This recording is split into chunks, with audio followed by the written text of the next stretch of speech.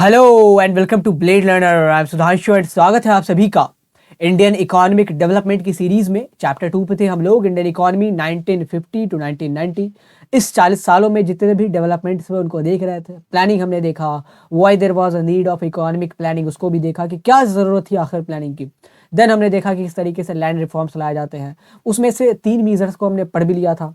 अब बारी है जो आखिरी मेजर लिया गया था लैंड रिफॉर्म्स के अंतर्गत, that was consolidation of land holdings, उसको पढ़ने की। So without any further delay let's get started. The 4 components of land reforms. पहला जो था एबॉलिशन ऑफ इंटरमीडिएटरीज की, हमने बिचौलियों का उन्मूलन करा, जमींदारी सिस्टम को हटाया।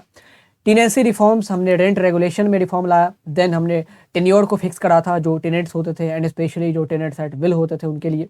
देन हमने लैंड सीलिंग लगाई कि इस लिमिट से ज़्यादा कोई लैंड होल्ड नहीं कर सकता, अगर किसी के पास है तो that would be acquired by the government automatically and then further it would be distributed among the landless labours, और जो छोटे छोटे किसान होते थे उनके बीच। उसके बाद हम देखेंगे कंसोलिडेशन ऑफ लैंड होल्डिंग्स की, हमने जो छोटे छोटे लैंड के टुकड़े होते थे उनको मिला के एक भूमि तैयार की। एंड ये करने की ज़रूरत क्यों पड़ी, इससे क्या इम्पैक्ट पड़ता है। So everything will be analyse without any further delay. Let's move on to the consolidation of land holdings. Why there was a need for consolidation. तो पर्पस क्या था, सबसे पहला और प्राइमरी पर्पस ये था कि हमारे पास उस समय इंडिया में जो एग्रीकल्चर लैंड थी बहुत ज़्यादा फ्रैगमेंटेड हुआ करती थी। I am not talking about the land holded by the zamindars, जो सो कॉल्ड जमींदार्स होते थे जिनके पास 300 एकड़ 400 एकड़ की ज़मीनें होती थी। I am not talking about them. यहाँ पे मैं छोटे किसानों की बात कर रहा हूँ, या जिनके पास बहुत ही कम मिनिमल लैंड होता था खेती के लिए, उनकी बातें की जा रही है। सो कंसोलिडेशन उनका करना इसलिए ज़रूरी था। लेट्स सपोज पहले फ्रैगमेंटेड लैंड का सिनेरियो पूरा समझते हैं।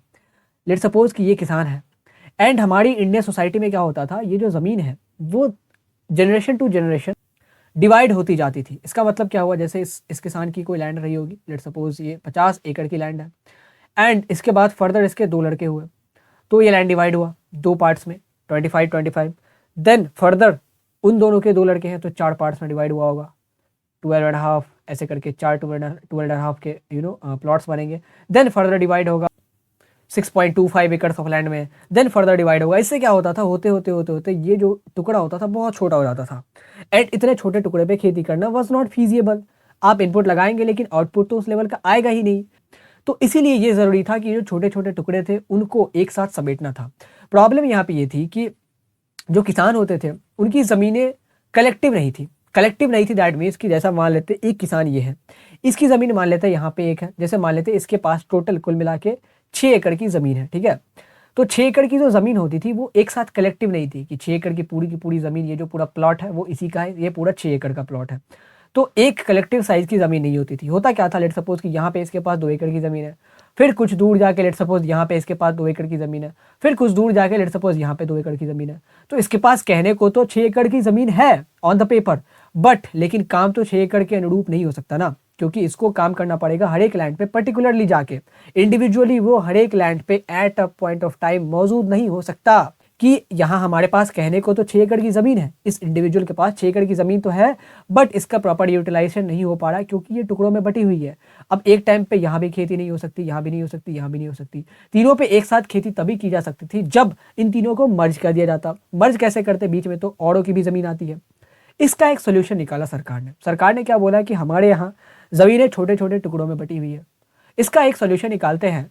हम ये पता करते हैं कि किस इंडिविजुअल के अंदर कितनी ज़मीनें हैं।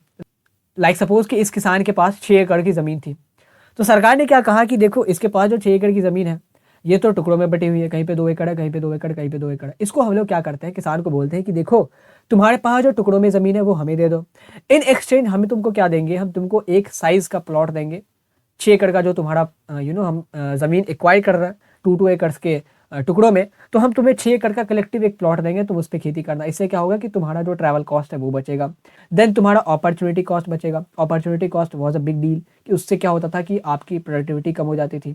देन और भी जो तुम्हारा इनपुट कॉस्ट है वो बचेगा एंड अल्टीमेटली तुम्हारी जो प्रोडक्टिविटी है वो ज़्यादा होगी, you will be more productive. So ये बातें तो सही थी कंसोलिडेशन में, ये बातें बहुत ज़्यादा सही करी गई थी कि फ्रैगमेंटेड लैंड का कंसोलिडेशन होगा तो कॉस्ट खुद ब खुद रिड्यूस हो जाएंगे एंड अल्टीमेटली एफिशिएंसी इंक्रीज़ होगी। एफिशिएंसी इंक्रीज़ होगी तो क्या होगा कि आउटपुट ज़्यादा बढ़ेंगे। लाइक यहाँ 2-2 एकड़ पे 3 जगह खेती की जा रही है, उससे अच्छा एक ही जगह 6 एकड़ पे खेती होगी तो एक ही जगह इनपुट लगेगा and then it will yield maximum output as compare to जो 2-2 एकड़ के लैंड पे करे जा रहे थे। तो ये सरकार ने इस मोटिव से करा कि इससे एग्रीकल्चर की जो कॉस्टिंग है वो कम आएगी एंड किसानों की अल्टीमेटली एफिशिएंसी बढ़ेगी। सरकार ने सोचा कि कॉस्टिंग कम होगी, एफिशिएंसी बढ़ेगी, अल्टीमेटली प्रोडक्टिविटी बढ़ेगी, हमारे देश का जीडीपी ग्रो करेगा, जीडीपी ग्रो करेगा, हमारे देश का पर कैपिटा इनकम भी ग्रो करेगा, पर कैपिटा इनकम ग्रो करेगा, देन स्टैंडर्ड ऑफ लिविंग भी बढ़ेगा, अल्टीमेटली जो पुअर क्लासेस ऑफ पीपल है उनको फायदा पहुंचेगा। लेकिन ये प्लान वर्क नहीं करता है। Why this plan did not work, उसको देखते हैं। Why this plan did not work? तो सबसे पहला रीजन ये था कि farmers were reluctant to exchange their lands for the new one. ये जो न्यू लैंड इनको मिल रहा था, लाइक किसी किसान के पास 6 एकड़ की ज़मीन थी, वो 2-2 एकड़ की ज़मीन 3 जगह थी उसके पास, यहाँ पे 2 एकड़, देन यहाँ पे 2 एकड़ एंड देन यहाँ पे 2 एकड़। इसको सरकार ने बोला है कि इसको हटाओ, इसको हमें दे दो, हम तुमको एक पूरा प्लॉट 6 एकड़ का देते हैं। किसानों ने कहा कि हम एक्सचेंज नहीं करेंगे, इवन थो देयर वाज वेरी फैसिलिटीज़, वहाँ पे बहुत ज़्यादा फैसिलिटीज़ होती थी। एक तो सबसे इंपॉर्टेंट कि उनकी कॉस्टिंग कम हो जाएगी, ट्रैवल कॉस्ट बचेगा, अपॉर्चुनिटी कॉस्ट नहीं लगेगा, कम आएगा opportunity cost, then they will be more productive. लेकिन फिर भी वो एक्सचेंज नहीं करना चाहते थे बिकॉज उनकी ये दलील थी कि हमें जो लैंड दी जा रही है इन एक्सचेंज वो इनफर्टाइल है। जो हमारे पास पहले लैंड हुआ करती थी, भले ही वो टुकड़ों में थी, लेकिन इस लैंड से जो हमें दी जा रही है उससे ज़्यादा फर्टाइल हुआ करती थी एंड उससे बढ़िया जगह पे वेल लोकेटेड हुआ करती थी।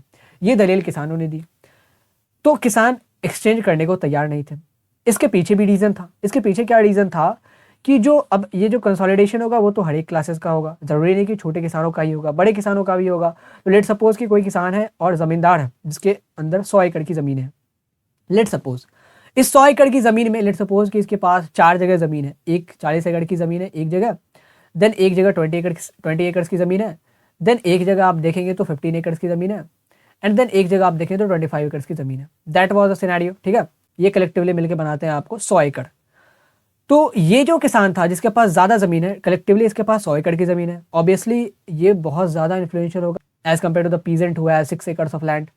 ये इन्फ्लुएंशियल किसान क्या करते थे, ये रिच किसान क्या करते थे, ऑफिशियल्स को ब्राइब करके, ऑफिशियल्स को पैसा खिला के वो क्या करते थे, अपनी ज़मीनों का कंसोलिडेशन ऐसे जगह पे कराते थे जहाँ पे फर्टिलिटी भी ज़्यादा है एंड वो वेल लोकेटेड भी होती थी। लाइक वहाँ पे फ्यूचर में कोई बहुत ज़्यादा बहुत बड़ा इंफ्रास्ट्रक्चर प्रोजेक्ट बनने वाला होता था, या अर्बन एरियाज़ में करवाते थे जहाँ पे उनकी वैल्यू जो थी लैंड की वो ज़्यादा हो। तो इससे क्या होता था कि जो गरीब किसान होते थे उनको एक्सचेंज में बहुत ही ख़राब क्वालिटी वाली ज़मीन दी जाती थी एंड ऊपर से वो बहुत ही ख़राब जगह लोकेटेड भी होती थी। सो रिच एंड इन्फ्लुएंशियल लोगों की वजह से ये पुअर किसानों को कॉम्प्रोमाइज़ करना पड़ता था। ये क्यों होता था? Because of our red tapism, because of our corruption in the government departments. So that was the case कि ये प्लान इसलिए वर्क नहीं करता है कि जो कंपनसेशन में किसानों को ज़मीन मिल रही थी वो इनफर्टाइल होती थी, वो पुअरली लोकेटेड होती थी। वहीं पे जो अच्छी ज़मीनें होती थी वो इन्फ्लुएंशियल किसान लेके चले जाते थे, वो बड़े बड़े ज़मींदार से लेके चले जाते थे through bribings and all. That was the reason why this consolidation of land holdings did not work. And एक बहुत अच्छा आइडिया हो सकता था कि आप एक जगह करते तो प्रोडक्टिविटी बढ़ती, लेकिन ये वर्क नहीं करता only because of our red tapism, only because of our corruption. ये उतना ज़्यादा सक्सेसफुल नहीं हो पाता है। So that was all in the consolidation of land holding. हमने 4 कैटेगरीज जो थी हमने पढ़ ली, जो 4 मेजर्स लिए गए थे लैंड रिफॉर्म्स के अंतर्गत। एबोलिशन ऑफ ज़मींदारी हमने देखा, देन मैंने देखा टीनेंसी रिफॉर्म्स देखा, देन लैंड सीलिंग देखा एंड देन हमने देखा कंसोलिडेशन ऑफ लैंड होल्डिंग। तो कंसोलिडेशन ऑफ लैंड होल्डिंग जब हमने देखा, इसके साथ ही एक छोटा सा टॉपिक है कोऑपरेटिव फार्मिंग। कोऑपरेटिव फार्मिंग में भी बेसिकली कंसोलिडेशन ही करा गया था, लेकिन वो अलग टाइप का कंसोलिडेशन होता था। तो उसको हम लोग देखेंगे अगले लेक्चर में, किस तरीके से कोऑपरेटिव फार्मिंग आज के एग्रीकल्चर में भी रेलेवेंट है एंड आज भी बहुत लोग इसको करते हैं। And cooperative farming was one of the best measure taken under the land reforms and इसमें प्रॉफिटेबिलिटी एग्रीकल्चर की बढ़ाने की सबसे ज़्यादा पोटेंशियल इसी में था, इसी रिफॉर्म में था। तो उसको हम अगले लेक्चर में देखेंगे। Till then goodbye, thank you for watching, have a great day.